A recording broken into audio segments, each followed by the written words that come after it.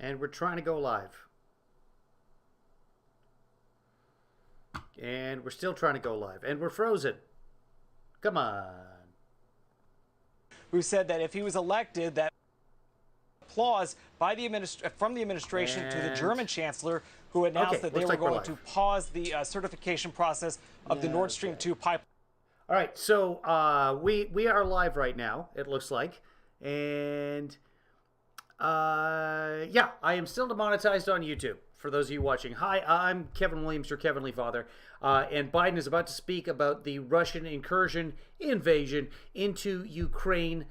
They've been there for the past 8 years in the areas that we're going to be talking about. Those are the areas of Ukraine that are under separatist controls, Luhansk and Donetsk, and here's a map of what's going on here. This is the Ukraine. Here's your Russia, and these areas are controlled by separatists. They are Putin-backed separatists. But it looks like Russia wants to take over this entire region, just as they took over Crimea, which is down here back in 2014. So we will keep monitoring this and find out what's going on. The president was supposed to speak at what, 10 a.m.? It is now past 11 o'clock. They are going to announce sanctions. Germany has already announced that the Nord Stream 2 pipeline, which will bring gas, is not active yet, will bring gas from Russia to Germany. They will not give it final approval. And that was the big thing that everybody was talking about. Oh, how do you cripple Russia? That's not going to cripple Russia. That's just taking away future earnings. The pipeline is essentially done. It just needs to be approved by Germany. So Germany has said, we're not going to approve it. Not if they're invading. So there's a lot of balls up in the air. Nord Stream 2 pipeline is called 2 because there's already a pipeline. In fact, there's 4 pipelines that get to Germany from Russia carrying energy, either liquid natural gas or otherwise. But this was going to supply up to half of Germany's power. Right now, Germany gets about a third to 40% of its power from Russia. There's different applications for it. Germany's households get about half their heating from Russia, from Russian energy. That's being changed. Germany is trying to go green to get off of this standard, but having the Nord Stream 2 pipeline activated and actually working would be a financial boon for Putin. He doesn't seem to care. So it's going to be interesting to see what President Biden says about this. Those were just future earnings. The thing's built. It's ready to go. It just needs to be approved. And Germany has said, no, we're not going to approve, which a lot of people were wondering what's going to happen with that because the new chancellor in Germany was reluctant to say anything about the Nord Stream 2 pipeline until basically this morning, which would have been this afternoon sometime in Germany. So it'll happen. Trust me. Let's see what they're saying here on the Fox News. Today for Ukraine to demilitarize. The immediate question is, does he stop at the line of contact or does he get into a conflict with Ukrainian forces in the rest of those regions? And I think that is what Ukraine is looking at. That is what, now let's be clear, I mean, the line that was drawn for Ukrainian territory includes...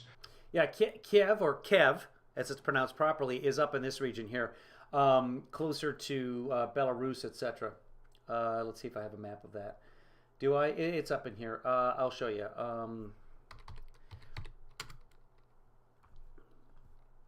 Capital of Ukraine. Let's look at it on a map. Well, there you go, right there. So it's where the border dips down. Okay. Why are they giving me a rap? They're giving me a map in Russian. That's very helpful. Thank you, Google. There we go. Show me the big map. There we go. All right. Let's go back here to this map. So right down in here. Or up in there, I should say. Let's go back to Fox. Oh, or maybe not. Come on. Fox, can you talk to me? Oh, I know why. Because I'm on the wrong browser. Here we go. From Western leaders, including President Biden. Still waiting on Biden. we'll cover Biden's speech live when it happens. What exactly they are that he's going to talk about. And I think the president's probably going to make a case that Americans need to be prepared for more rising prices. I'm too busy looking at cars. My lease is up for the Toyota Mirai, which is hydrogen power that I drive. My lease is up on the 7th of March. So we are going to try and figure out what happens next. I have a car up in Seattle that would not make the drive down to Los Angeles, but I can have it towed. The Dow is down, look at that, 2%. New York Stock Exchange off 706 points. Oil is surging up 13% the last time I looked to almost $100 a barrel. This little tiny piece of land on the planet will affect everybody on the planet because energy costs will be driven up. We'll find out. What? Is it going to send a strong... I want to know how you have a Cyrillic keyboard. I probably do, but I just don't. Again, JoJo pretends she can speak Russian, so it's interesting to watch. Going to happen. Germany came up and said they are not approving this right now going forward. They didn't say they were going to shut it. You can get me a deal on a 2002 Jetta that's in Hawaii. No, I want electric or because at the Ponderosa, the plan is to go solar. And we can survive as a one-car family, if you will, at the Ponderosa. Can we survive as a family? That remains to be seen. By a one-car family, that means that when JoJo's not using her car, I might get to borrow it. That's what that means. But I have a bunch of Enterprise rental days saved up from all the rental cars that I've had over the 10, 15 years I've been renting from Enterprise. So I have like 7 or 8 days worth of rental cars. So in an emergency, well, not an emergency, but when I need a car and JoJo will not let me borrow her car, then I can use Enterprise. There's an Enterprise not too far. And Enterprise, they'll pick you up. Pushback that they're getting from European allies, including some that are getting lobbied by all of those companies inside their countries. And that is where the line that you have to walk, according to this administration. The Republicans would like to see full on, put the hammer down, get all of these companies saying. Marcy says, are you Haas or Little Joe in this scenario, living at the Ponderosa? I am Chubb. Gas prices. As gas goes up, as crude goes up, yeah, Bonanza. Is Iran. The Ponderosa is the ranch on Bonanza. Bonanza actually has a family connection to producer JoJo, so it all works out well. But I am Chubb. For Putin, Brett, does he just move his forces into Donetsk and Luhansk? I, too, for a second, thought that the Ponderosa was a TV show.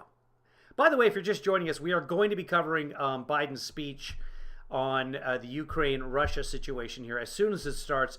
It's been a while now, and I wasn't going to start the broadcast until we got there. JoJo says gas is going to $7 in SoCal. That's what President Trump said would happen. He also came out with a statement just a few minutes ago. Let's see if I have it. I do. I don't want to. I'll let you guys read the statement.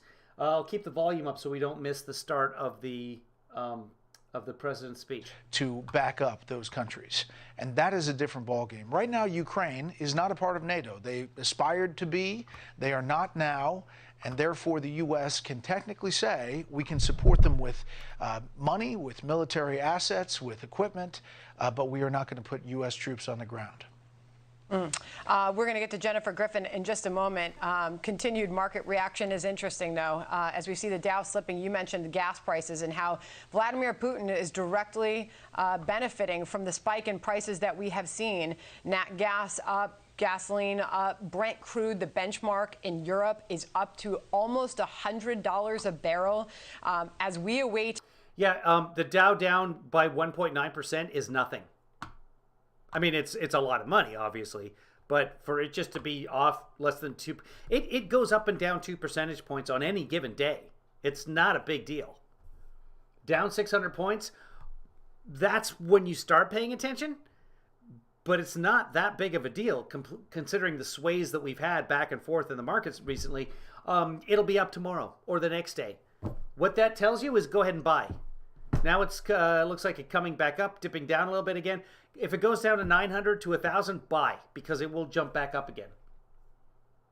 In the last 20. As much as we're well, let's listen to her. She's smart. Keeping with what the National Security Council's deputy advisor said this morning. So now the White House is calling this an invasion. That is going to trigger, as we expect to hear from President Biden shortly, additional sanctions. I think what you're seeing, and I think what it's important to explain to our audience, is that this is not one package of sanctions. This is almost like rolling thunder. Sanctions that will be rolled out based on Putin's every move. This has been coordinated for weeks now between NATO allies, the United States. They knew that this date in February was the date in which they believed that Putin would move forward. In fact, we found a video overnight of Vladimir Zhirinovsky, the Russian ultranationalist, who spoke in the Russian Duma on December 27th. And he actually stated that indicated that the date of a major event would be 4 a.m. February 22nd. Last night, what did we see happen? We started to see Russian tanks move into those areas of Donetsk. The people that I'm speaking to, the Pentagon still believes that what they are seeing are preparations for a full-scale invasion. They've seen no sign that Russia's troops on the border, who are in active attack positions in that ready state that we've described not far from the border, that they are still in those positions. You can't keep them in that kind of a stance for too long, particularly if you look at the conditions in which they're living, out in the mud, out in the cold, out in the frozen ground.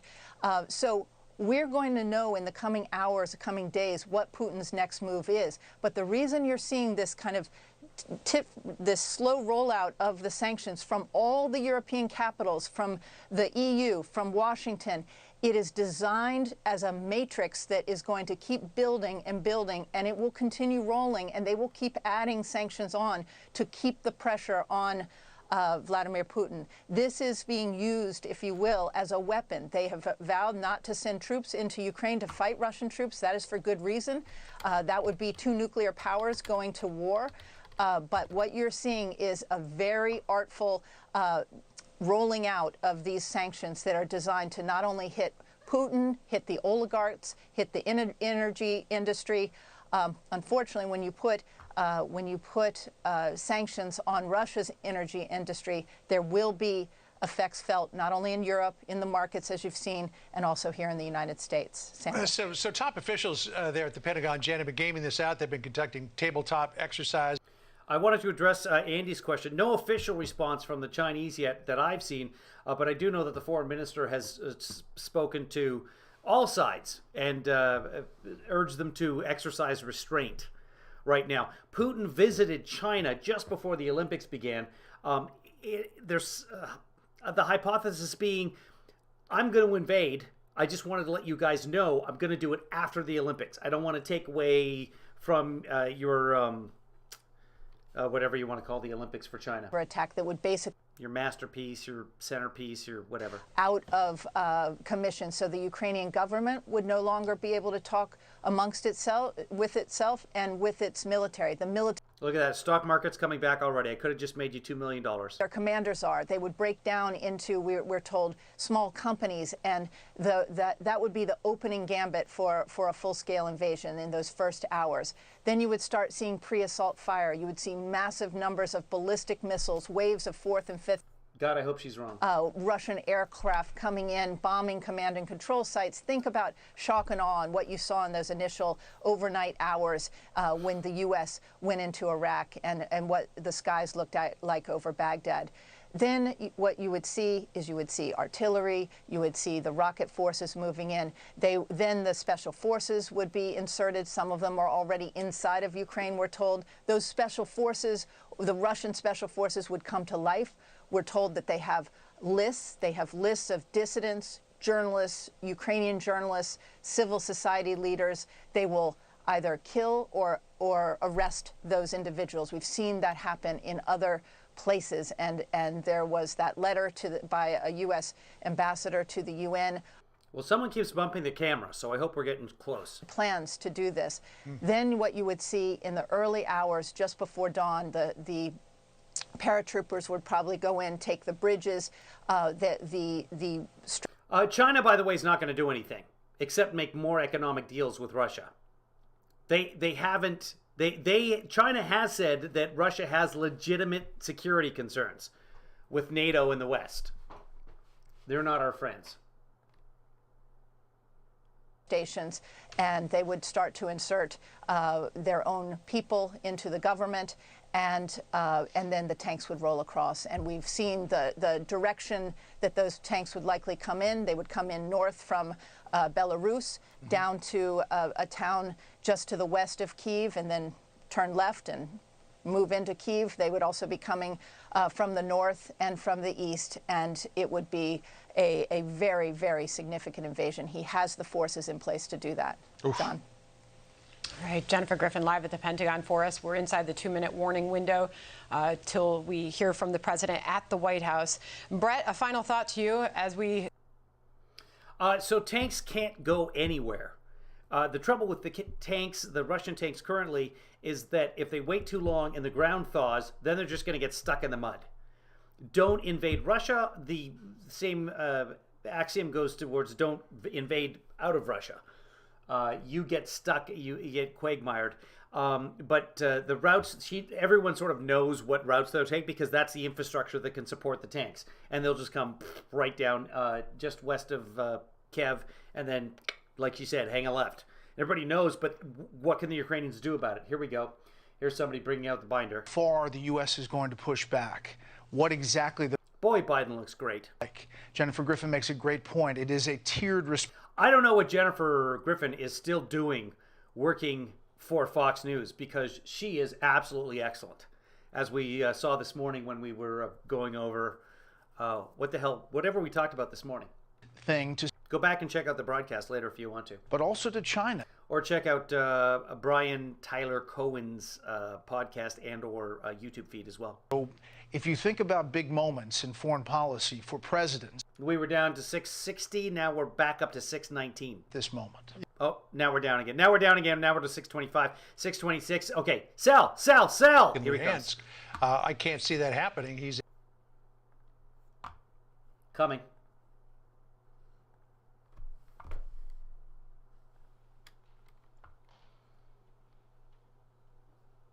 We should be live on this. Let's go. This is C-SPAN. Looks like C-SPAN's a little bit behind. Let me refresh the page. And here we go. Gonna pump up the volume for you. Try and make it in mind. Dance.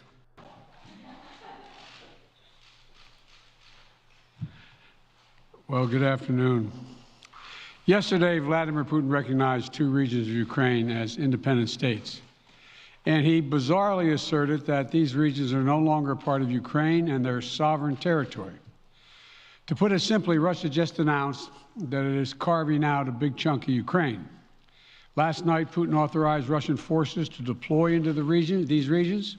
Today, he asserted that these regions are actually extend deeper than the 2 areas he recognized, claiming large areas currently under the jurisdiction of the Ukraine government.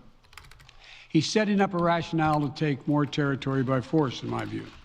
And if we listened to his speech last night, and many of you did, I know, he's setting up a rationale to go much further.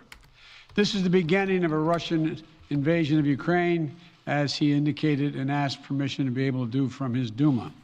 So let's begin to, I'm going to begin to impose sanctions in response far beyond the steps we and our allies and partners implemented in 2014.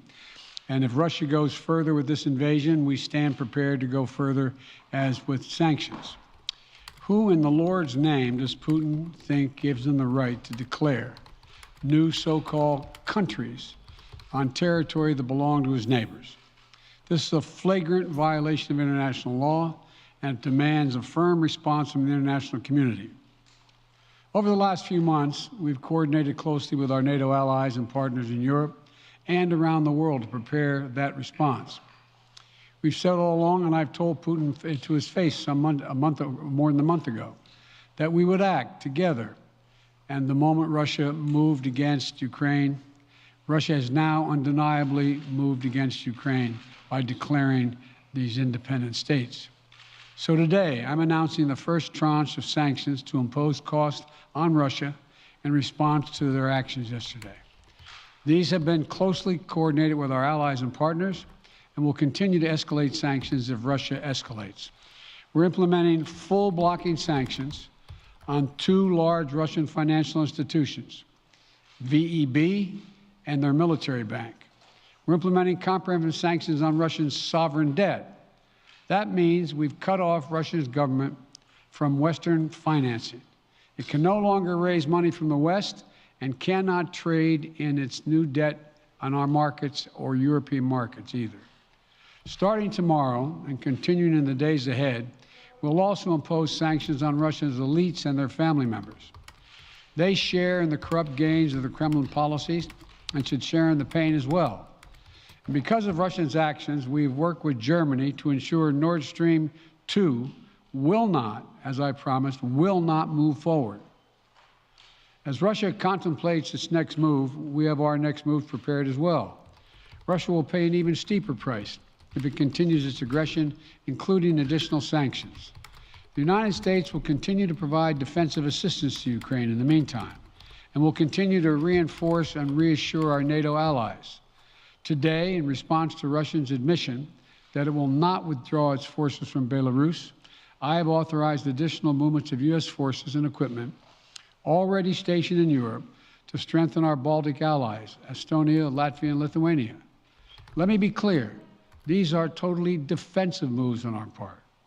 We have no intention of fighting Russia. We want to send an unmistakable message, though, that the United States, together with our allies, will defend every inch of NATO territory and abide by the commitments we made to NATO. We still believe that Russia is poised to go much further in launching a massive military attack against Ukraine. Hope I'm wrong about that. Hope we're wrong about that. But Russia has only escalated its threat against the rest of Ukrainian territory, including major cities and including the capital city of Kyiv. There are still well over 150,000 Russian troops surrounding Ukraine. And as I said, Russian forces remain positioned in Belarus to attack Ukraine from the north, including warplanes and offensive missile systems. Russia has moved troops closer to Ukraine's border with Russia. Russia's naval vessels are maneuvering in the Black Sea to Ukraine's south, including amphibious assault ships, missile cruisers, and submarines. Russia's moved supplies of blood and medical equipment into position on their border. You don't need blood unless you plan on starting a war. Over the last few days, we've seen much of the playbook that Secretary Blinken laid out last week in the United Nations Security Council come to pass. A major increase in military provocations and false flag events along the line of contact in the Donbass. Dramatically staged, conveniently on-camera meeting of Putin's Security Council to grandstand for the Russian public. And now, political provocation of recognizing sovereign Ukrainian territory as so-called independent republics in clear violation, again, of international law. President Putin has sought authorization from the Russian parliament to use military force outside of Russian territory. And this set the stage for further pretexts of further provocations by Russia to try to justify further military action. None of us should be fooled. None of us will be fooled. There is no justification. Further Russian assault in Ukraine remains a severe threat in the days ahead. And if Russia proceeds, it is Russia and Russia alone that bears the responsibility. As we respond, my administration is using every tool at our disposal to protect American businesses and consumers from rising prices at the pump. As I said last week, defending freedom will have cost for us as well and here at home. We need to be honest about that. But as we do this, I'm going to take robust action to make sure the pain of our sanctions is targeted at the Russian economy, not ours. We're closely monitoring energy supplies for any disruption. We're executing a plan in coordination with major oil-producing consumers and producers toward a collective investment to secure stability in global energy supplies. This will blunt gas prices. I want to limit the pain the American people are feeling at the gas pump. This is critical to me. In the last few days, I've been in constant contact with European leaders, including with Ukrainian President Zelensky. Vice President Harris met in person with the leaders in Germany over the weekend at the Munich conference, including President Zelensky. At every step, we have shown the United States and our allies and partners are working in unison, which he hasn't been counting on, Mr. Putin. We're united in our support of Ukraine. We are united in our opposition to Russian aggression. And we're united in our resolve to defend our NATO alliance. And we're united in our understanding of the urgency and seriousness of the threat Russia is making to global peace and stability. Yesterday, the world heard clearly the full extent of Vladimir Putin's twisted rewrite of history, going back more than a century, as he waxed eloquently, noting that, well, I'm not going to go into it, but nothing in Putin's lengthy remarks indicate any interest in pursuing real dialogue on European security in the year 2022. He directly attacked Ukraine's right to exist. He indirectly threatened territory formerly held by Russia, including nations that today are thriving democracies and members of NATO. He explicitly threatened war unless his extreme demands were met. And there is no question that Russia is the aggressor. So we're clear-eyed about the challenges we're facing. Nonetheless, there is still time to avert the worst-case scenario that will bring untold suffering to millions of people if they move as suggested.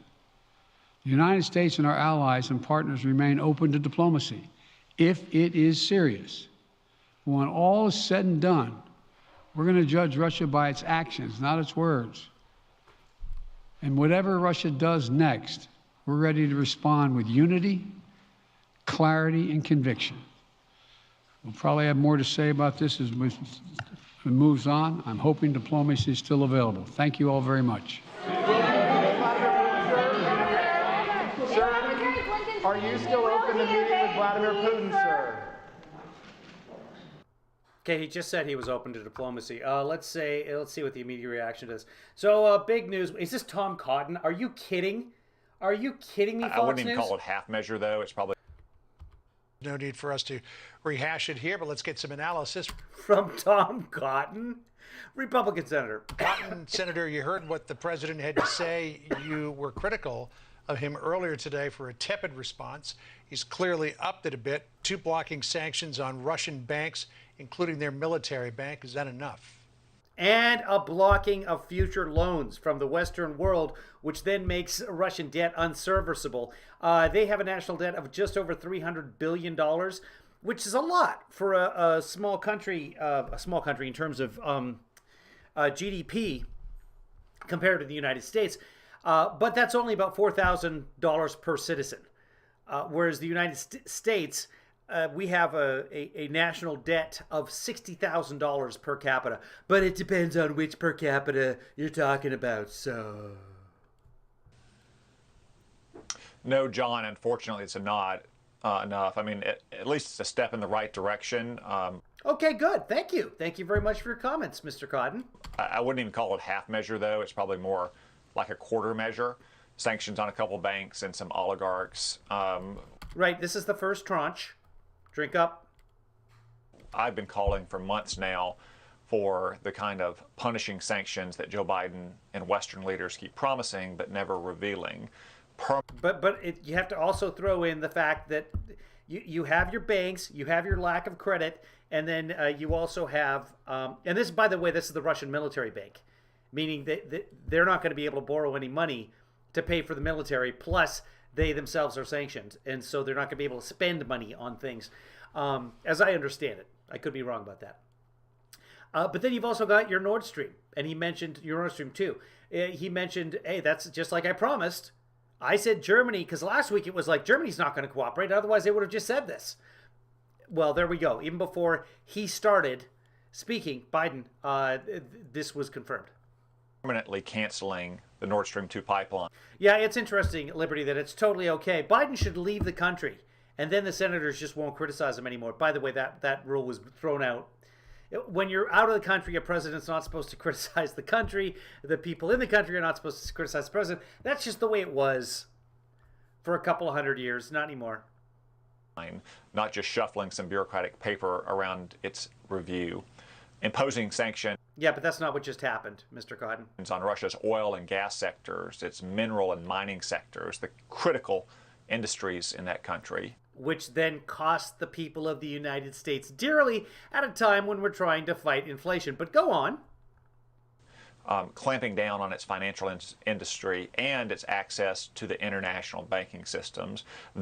Which we just did, yeah. These are the kind of sanctions that are called for now, not these quarter measures that were just announced. Oh, they're quarter measures now. Okay. Or that Berlin announced earlier today about Nord Stream 2. I mean, unfortunately, the administration spent the first 24 hours debating whether to even call this invasion an invasion, and the president took 80 minutes to come out for his own press conference, which that's fine. There's nothing wrong with that. Doesn't exactly project confidence and certainty and resolution to people watching in Moscow. So much more is called for right now, John, than what we just heard. Okay, so we'll see if that happens. Okay, so really good, right?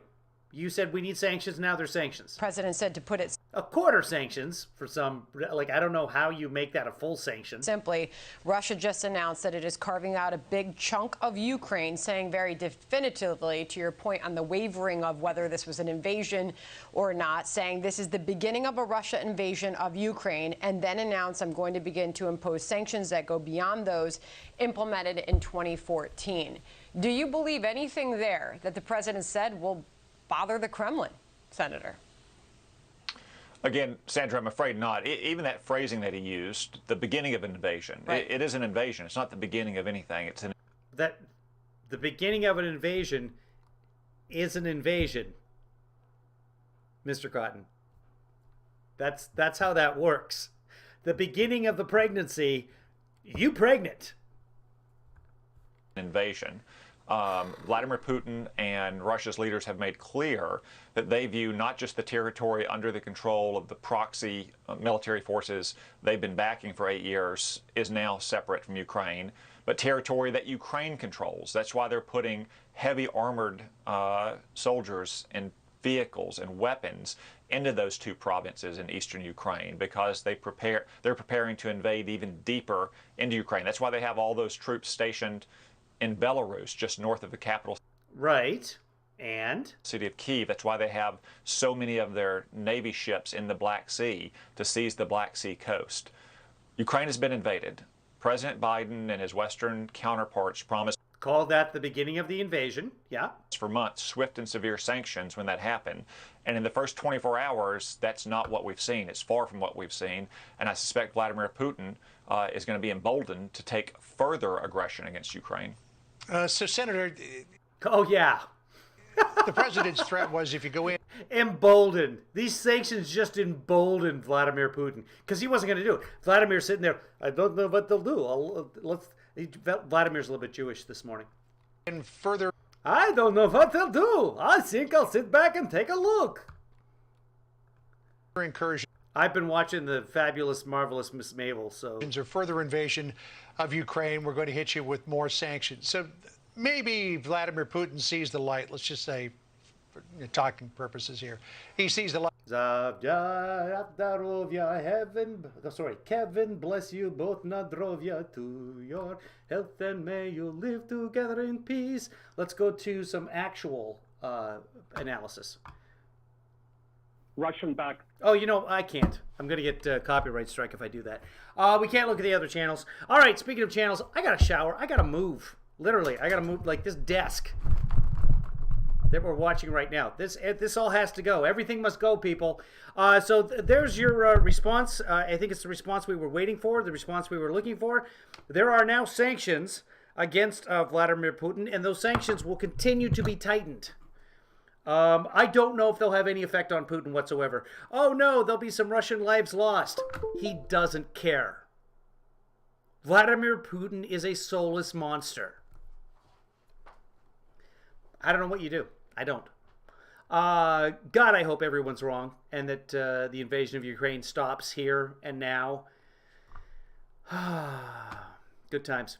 Anyways, you could tell Biden was not, in fact, lacking in mental clarity during his speech. I'm sure there'll be one or two moments, like when he said, you know what, I'm not going to talk about that, and went on to something else, thinking better of what he was just about to say and using his thought brain in real time, Hannity will pick on that and say that he just was losing it. He had no idea where he was. Sleepy Joe could not tell what was going on around him. Had no idea. Couldn't remember Putin's name. That'll be the storyline on Fox tonight. Because, you know, what with the quarter measures and all. Anyway, guys, have a great day. I probably won't see you later. I'll try and cover something tomorrow. We'll see what happens. I don't know where my stuff's going to be. Just depends on how much moving we get done. And then we'll go back and forth. And then we'll see you later. And everybody have a great day. Guys, it's always a pleasure. Well, it's not always a pleasure, but most of the time. Today, it was a pleasure. Be good to yourself. Be good to others. Most importantly, ice your